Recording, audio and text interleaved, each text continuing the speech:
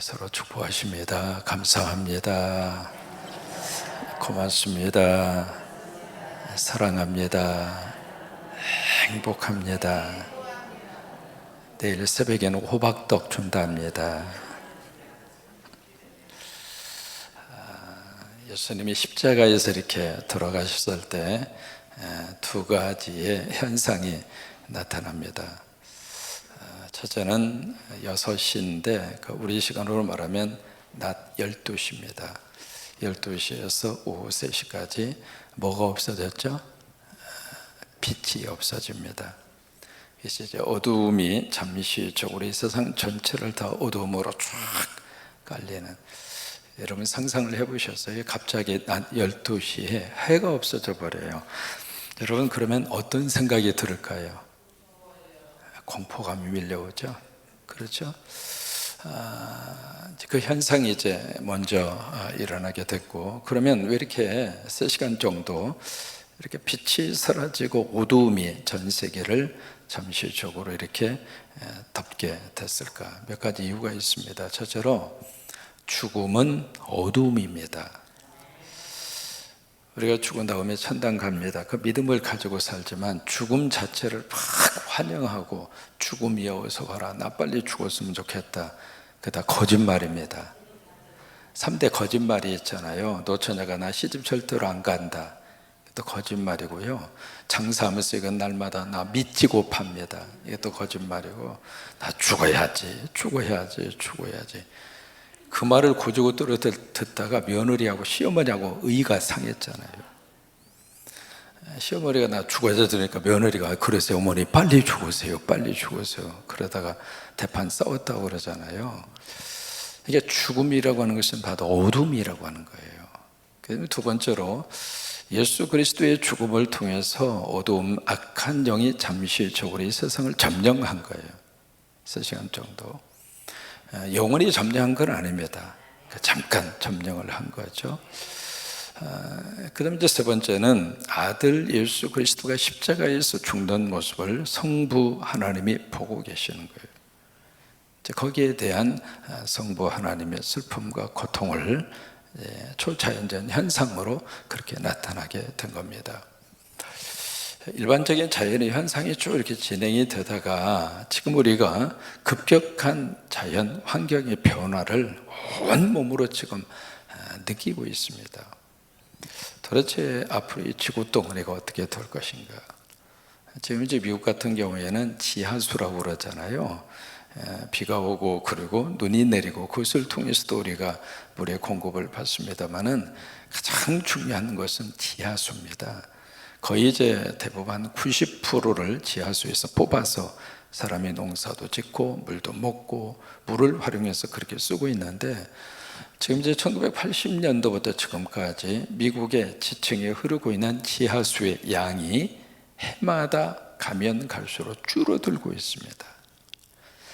그래서 이제 어느 정도 경고를 하느냐면 이 상태로 가다가 식수도 사라지게 될 것이다.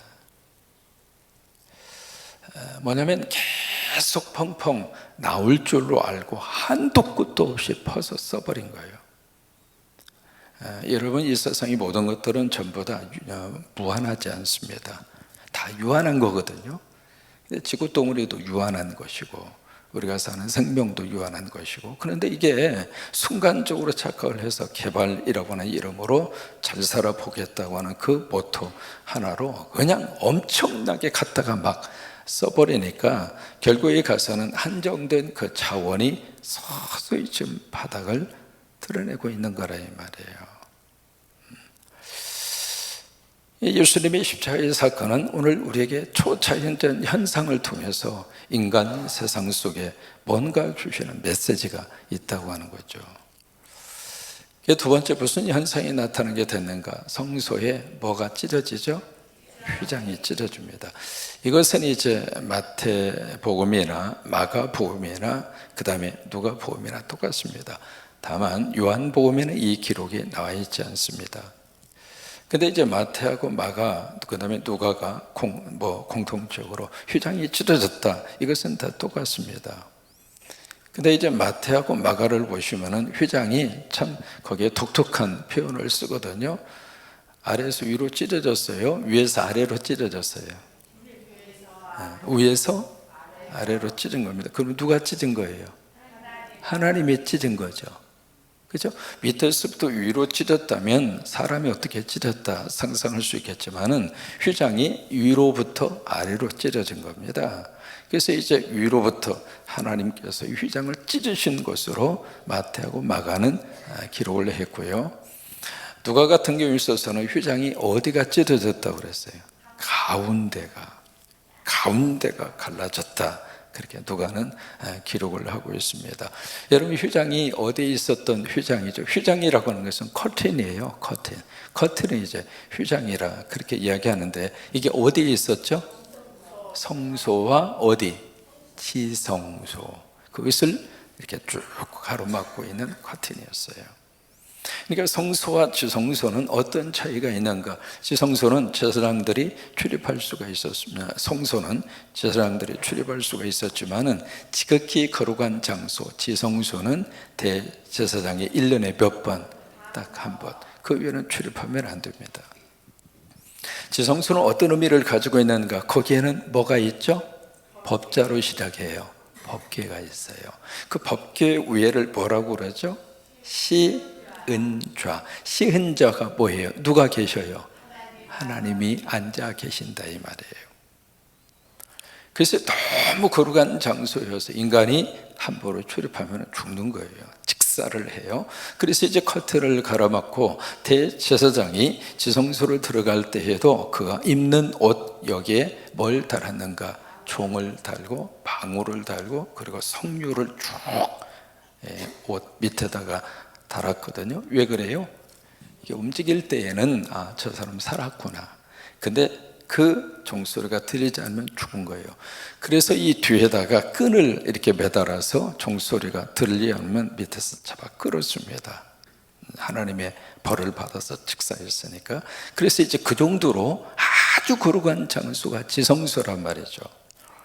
그래서 지성소는 1년에 딱 한 번 들어갈 수 있는 그런 장소로, 그렇게 거룩한 장소인데 그 양쪽을 막고 있는 휘장이 찢어져 버린 거예요. 그러면 성소와 지성소의 이 벽이 무너져 버린 거죠.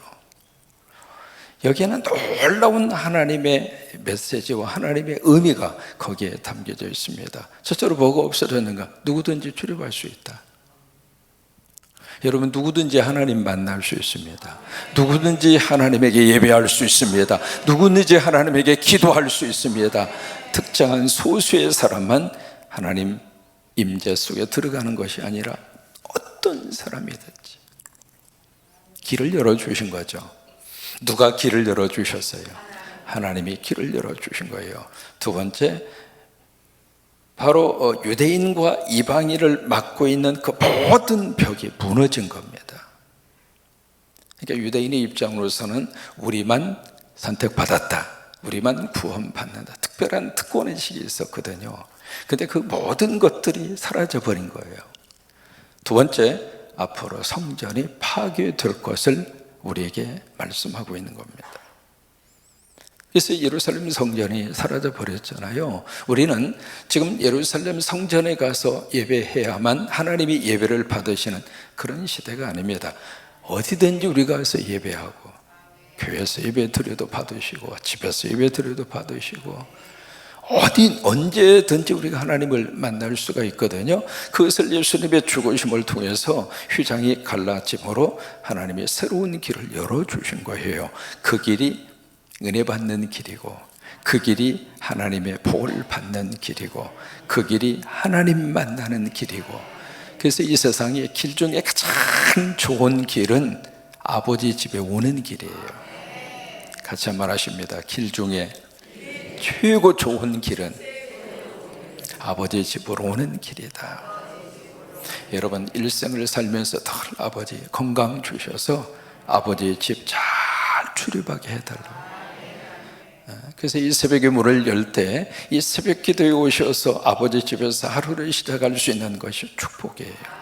주여, 오늘 새벽에도 아버지 도와주옵소서. 왜요? 하나님이 새벽에 내가 너를 도우리라, 새벽에 내가 너를 도우리라. 아멘. 하루를 도움받고 살면 오늘 하루도 행복하게 살 수 있잖아요. 그 다음에 이 십자가 현장에 세 사람이 등장하고 있습니다. 첫째로 누가 등장하는가? 빌라도라는 사람이 아니라 누구예요? 백부장이라고 하는 사람이 등장합니다. 그죠? 그 다음에 두 번째, 누가 등장하는가? 구경하고 있는 무리들이 등장합니다. 세 번째는 예수님을 아는 사람과 그 다음에 갈릴리에서부터 따라온 누구들이 있어요?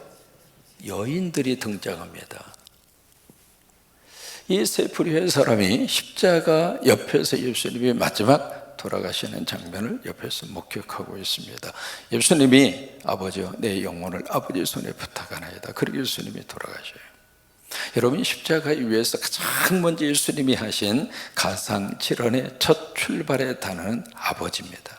아버지, 저들의 죄를 용서하여 주옵소서. 저들이 하는 것을 알지 못합니다. 그래서 아버지를 가장 많이 불렀고요, 마지막 가상칠언의 마지막 단어의 끝도 아버지입니다. 그래서 아버지로 시작해서 아버지로 끝나는 거예요. 그래서 우리가 늘 하나님 앞에서 아버지 이게 부르면서 아버지와의 친밀한 교제를 가지고 살면 축복입니다.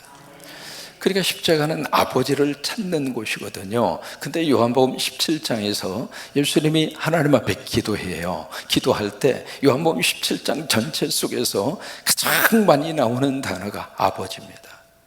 예수님이 하나님 앞에 드리는 그 기도를 보면 다른 기도 하나가 되게 해주세요. 아버지, 우리는 이 땅에 여러 가지 많은 기도의 제목이 나오지만은 그 기도 가운데서 가장 귀하게 예수님이 기도 가운데 붙들었던 단어는 아버지입니다. 아버지, 아버지, 아버지. 여러분, 기도는 아버지 부르는 시간이 기도예요. 그러니까 십자가에서 예수님이 아버지여 내 영혼을 아버지 손에 부탁하나이다. 그리고 이제 돌아가시잖아요. 거기에 이 세 부류의 사람들이 등장을 하는데 이 백부장 같은 경우에 있어서는 뭐라고 이야기하는가? 똑같은 단어들이 나옵니다. 그 된 일을 보고. 여기 무리들도 그 된 일을 보고 한번 보실까요? 47절입니다. 백부장이 뭘 봤어요? 그 된 일을 보았어요. 48절에 모인 무리도 뭘 봤어요? 그 된 일을 보고. 그 다음에 49절에 여기 따라온 여자들도 다 멀리 서서 뭘 봐요? 이 일을 봤다 이 말이에요. 이 세 부류의 이 모든 이 사람들 모두가 다 뭔가 일을 본 겁니다. 뭘 봤는가? 그 된 일을 본 거예요. 여러분, 된 일이라고 하는 것이 바로 무엇일까? 바로 십자가에서 이루어진 모든 것을 그들은 곁에서 봤어요. 예수님이 하신 말씀도 보았고 행학자들하고 예수님이 나눈 대화도 들었고요. 그리고 갑자기 해가 사라지면서 초자연적인 현상이 일어나는 것도 그들이 봤고요. 성전에서 휘장이 찢어지는 그걸, 물론 그 현장에 성전 그곳에 바로 지적칸이 있으니까 그것도 그들이 봤고요. 이 모든 일들을 다 본 거예요. 그 되어진 일을 보고 나서 이 백부장이 뭐라고 고백하는가? 두 가지로 고백합니다. 오늘 누가복음에서는 정령 의인이다. 마태복음에는 진실로 하나님의 아들이다.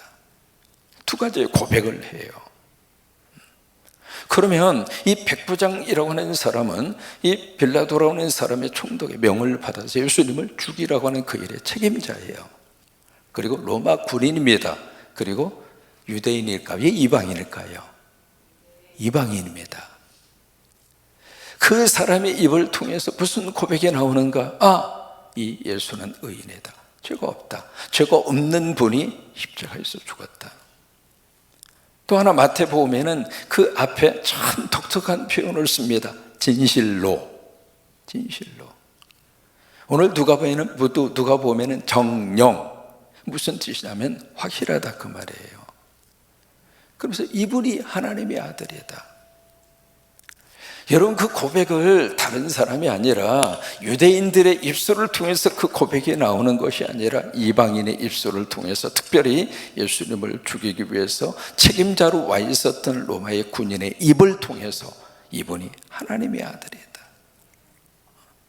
이게 누가복음의 특징입니다. 하나님의 아들이다. 그러면 이 백부장이 그걸 어떻게 알았을까? 한번 생각해 보세요. 다른 사람들은 막 아무것도 모르고 있는데 어떻게 이 사람은 이 예수가 하나님의 아들이라고 하는 것을 알게 됐을까? 이 예수가 메시아라고 하는 사실을 이 사람은 어떻게 알았을까? 로마의 군인으로서, 그리고 전체적인 사형 집행의 책임자로서 한 사람을, 두 사람을 십자가에 매달려 죽게 하는 그 일에 임무를 띠고 온 그 사람이 어떻게 예수가 하나님의 아들이라고 하는 사실을 알게 됐을까? 어떻게 알았을까요? 네. 마태복음 16장에 보시면 베드로의 위대한 고백이 나옵니다. 주는 그리스도시요 살아계신 하나님의 아들입니다. 이게 예수님 발견하신 바는, 이걸 알게 한 것은 혈육이 아니다. 이거 알게 된 것은 배워서, 그리고 누가 가르쳐 주어서 알게 된 게 아니야. 이를 알게 된 것은 하늘에 계신 내 아버지가 너에게 알게 했다. 누가복음 12장 3절에 보시면요, 성령으로 말미암지 않고서는 예수를 주라 시인할 자가 없느니라. 그러면 그 순간에 백부장이 그 사실을 어떻게 알았어요? 성령이 가르쳐 주신 거죠. 여러분, 성령님이 오셔야 예수가 그리스도로 믿어집니다. 성령이 내 안에 오셔야 하나님이 나의 아버지가 되십니다. 성령이 내 안에 오셔야 하나님의 말씀 앞에 아멘, 그 고백이 나옵니다. 백부장 속에 성령이 역사하신 거죠. 그래서 그걸 알게 된 거예요. 그래서 이분이 정령 의인이구나, 이분이 진실로 하나님의 아들이구나, 그 고백이 그래서 터지게 된 거예요. 두 번째로, 여기 무리들이 등장을 합니다. 여기 무리들이 등장하는데 이들이 보인 반응이 무엇일까? 자, 48절입니다. 같이 한번 읽으실까요? 48절. 이를 구경하려 모인 무리도 그 된 일을 보고 다 가슴을 치며 돌아가고. 뭘 쳐서요? 가슴을 왜 쳐요? 여러분, 어느 때 가슴을 쳐요? 답답할 때 막 가슴을 치죠. 이 시간에 쳐볼까요? 여러분, 어느 때 가슴을 쳐요? 양심의 가책을 느낄 때. 어느 때 가슴을 쳐요? 내가 왜 그 짓을 했는가 후회될 때. 지금 여기에 무리들이 막 가슴을 치는 이유가 그거예요. 왜? 예수님이 예루살렘에 나귀 타고 막 들어오실 때 그들의 손에 종려나무 가지를 두고 뭐라고 외쳤어요? 호산나 호산나 다윗의 자손이 우리를 구원하소서. 그랬던 이 무리들이 여기 빌라도의 법정에서는 뭐라고 소리를 쳤어요? 바라바를 주시오, 바라바를 주시오, 예수를 십자가에 못 박으시오. 그랬던 사람들 아닙니까? 그래서 막상 예수님이 십자가에 돌아가신 거예요. 근데 예수님이 십자가 돌아가시는 거기까지 이 무리들이 왜요? 구경 삼아 온 거예요. 구경거리 생긴 거예요. 이게 와서 이제 되어진 모든 것을 다 이렇게 보면서 뭘 느끼는가? 사람이 되어지는 그 현상 앞에서 스스로가 내가 한 짓이 얼마나 못됐는가 사람 알게 돼 있어요. 누가 뭐라고 해서 아는 것이 아니라 본인 스스로가 깨닫는 거예요. 그러니까 자신의 가슴을 팍 치는 거예요. 내가 왜 그랬는가? 내가 그때 왜 그랬는가? 그러면 이들이 가슴을 친다고 하는 것은 뉘우침이잖아요. 그리고 후회하는 거잖아요. 그 다음에 팍 가슴을 친 다음에 어떻게 했어요? 그 자리에서 회개하고, 그리고 여기에 백부장처럼 예수님 그리고 하나님의 아들이심을 믿은 것이 아니라 어떻게 했어요? 돌아가요. 돌아가. 그런데 반전이 일어납니다. 그렇게 돌아갔던 이 무리들이 조금 시간이 지난 다음에 뭐가 있었는가? 바로 마가의 다락방에 뭐가 임하죠? 성령님이 임합니다. 성령의 충만함을 받고 이 베드로가 솔로몬 행각이라고 하는 그곳에 가서 뭘 해요? 설교를 합니다. 설교를 막 하는데 그 설교 가운데 당신들이 죄 없는 예수 그리스도를 십자가에 죽였다. 사도행전 2장 23절 말씀, 그 메시지가 막 전해지니까 그 설교를 듣는 사람들 가운데 가슴을 치고 돌아갔던 사람들이 있어요. 그들이 어떻게 했는가? 우리가 어찌할꼬? 거기서 회개가 터진 거예요. 그리고 나서 믿음의 자리로, 그리고 하나님께서 원하시는 예수 그리스도의 아름다운 신앙의 자리로 그들이 돌아와요. 이게 이제 놀라운 반전입니다. 세 번째는 누가 있는가? 이 여인들이 있습니다. 예수님을 아는 사람, 아리마대 요셉이라든지 니고데모라든지 이제 그 사람들이 예수님을 아는 사람이죠. 그리고 갈릴리에서부터 따라온 누가 있었느냐면 여인들이 있습니다. 이 여인들을 마태복음에서는요, 이름을 쭉 거기다가 밝힙니다. 이름을 밝히는데 마가복음에는 나오지 않거든요. 마태복음에는 이름을 밝히는데 가장 먼저 나오는 사람이 막달라 마리아. 여러분 그렇게 외우시면 돼요. 막 달라는 거예요. 마리아는 주님에게 막 달라는 거예요. 주님 은혜도 주시고요, 복도 주시고요, 막 주세요. 여러분, 아버지의 것은 막 갖다가 써도 괜찮아요. 이웃 삼촌 것은 막 갖다 쓰면 나중에 인상 씁니다. 근데 아버지 것은 갖다가 써도 괜찮아요.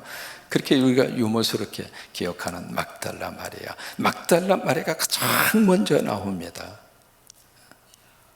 그 다음에 야고보와 요셉의 어머니 마리아, 그리고 세베대의 아들들의 어머니 살로메죠. 살로메. 그렇게 해서 그 여인들이 예수님의 곁에 십자가에 끝까지 그렇게 여인들이 지켜요. 자, 보세요. 그런 여인들은 왜 십자가의 곁에 끝까지 그렇게 있었을까? 또 제자들은 어디 갔어요? 이 여인들에게 있어서는요, 차마 예수님과의 관계 속에 주신 그 사랑의 그 자리를 외면할 수가 없는 거예요. 그래서 이 새벽마다 이렇게 여자분들이 많아요. 남자분들 일어나 보라고 그러면 듬성듬성 앉아 계세요.